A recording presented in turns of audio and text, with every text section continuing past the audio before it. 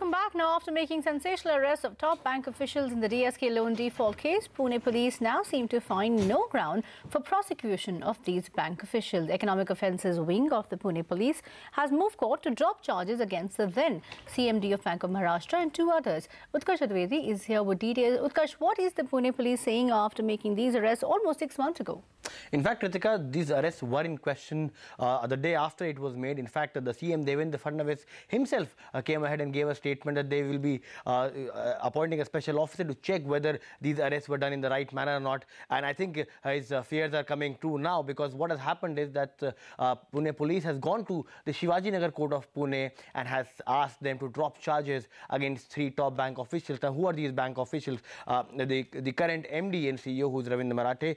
Then you have the ex-MD of the company, also the executive director. There were charges against 4 bank officials. 3 have been removed. What we are picking up is that the charges against the zonal manager will be prosecuted by the Pune police. Now, what the Pune police says is that they do not have enough evidence to go ahead and prosecute the case. So they have filed a closure report in this case. They had moved court in October 17th. Now what the court has given them is the date of the October 20th to really go ahead and file this case. But clearly this will hurt the credibility of a lot of investigative agencies. If you look at this point of time, there are a lot of top bankers who are under the ambit of investigation by various investigative agencies, and except Usha Anand Subramaniam in the PNB Nirav Modi case, none of them, the investigative agencies, have not been really able to charge sheet or find any evidence against many of them.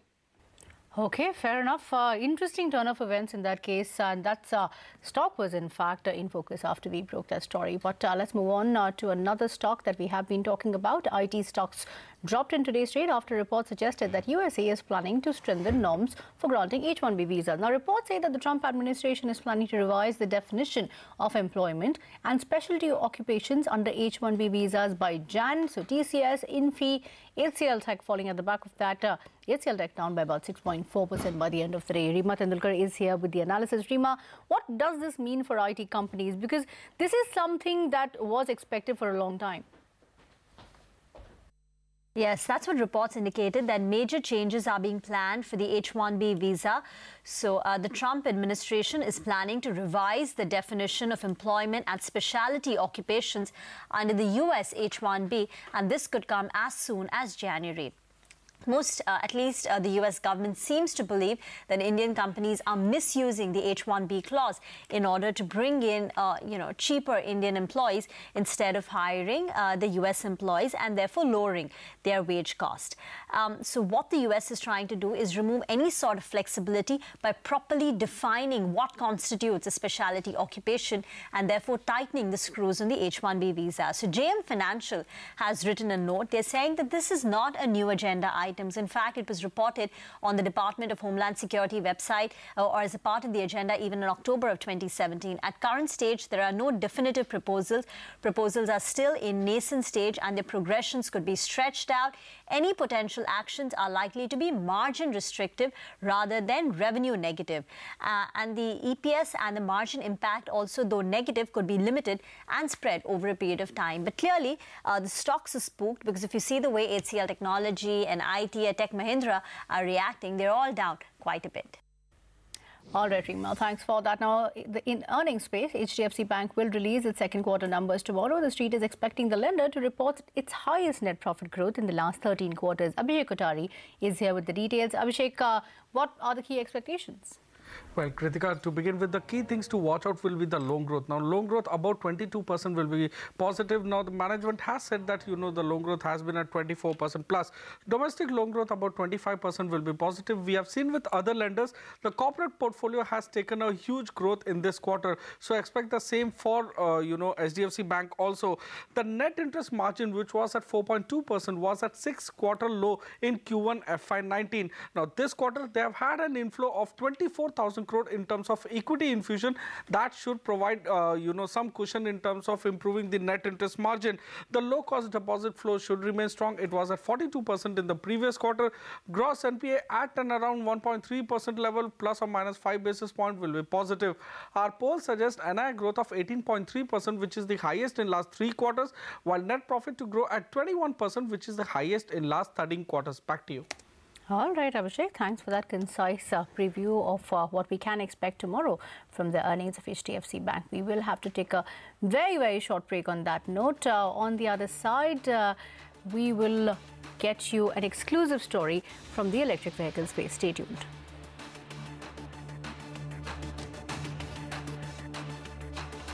CNBC TV 18 exclusive sources say that in a bid to encourage sales of electric two-wheelers, the central government is planning to amend the motor vehicle rules. Parishit Ruta is here with the details. Parishit, what are the kind of changes that we can be prepared for, and what would the impact be on two-wheelers then?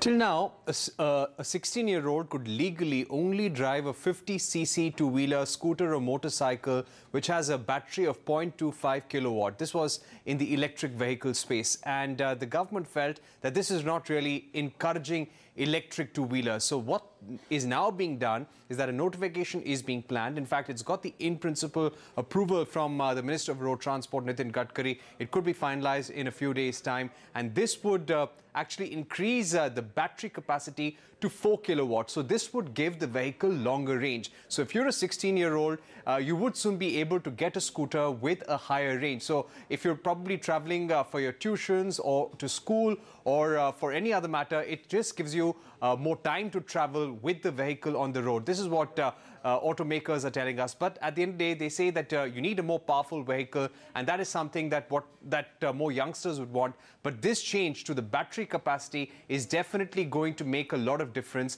and probably push more EVs in the age group of 16 to 18 years of age. So this is the space that the government is trying to encourage at this point. Back to you.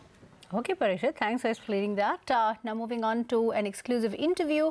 Arvind, the country's largest textile manufacturer, will soon have 4 listed companies under its banner. The company will also demerge its apparel and engineering business. I caught up with the executive director of Arvind, Kulin Lalbhai, and asked him about the timeline for the listing and the company's revenue potential going forward. Here's an excerpt of that interview. All 4 companies will be independently listed by December. And the way the process works is, once the court order is received, there is a demerger where our fashions business and our engineering business will in a way be delisted. Only the textile business would continue to trade. And then, as I mentioned, sometime in December, the 2 businesses would get relisted. Okay. So the delisting is going to happen almost immediately after the NCLT approval comes in? A couple of weeks is the way the process usually works. Okay. Let's talk a few numbers then, Kulin. So once the brand business and the engineering business is demerged, what's the revenue potential of the textile business on a year-on-year basis? So the textile business and a few other businesses which are still in Arvind Limited, the entity, it will be around a 6,000 crore business to start off. And we are getting into a strong capex cycle in that business. We see a huge opportunity as the global supply chain recalibrates towards South Asia and as the domestic market really picks up. We are seeing, a very exciting opportunity in textiles. So we are going to get into a capex cycle of around 2,500 crores over the next 5 years. And we want to double the size of the business from 6,000 crores to 12,000 crores over the next 5 years. Well, with that, it's time to wrap up this edition of After the Bell. Thank you for watching. Stay tuned to CNBC TV 18. Taking stock will take all the action forward on the other side of this short break. Don't go anywhere.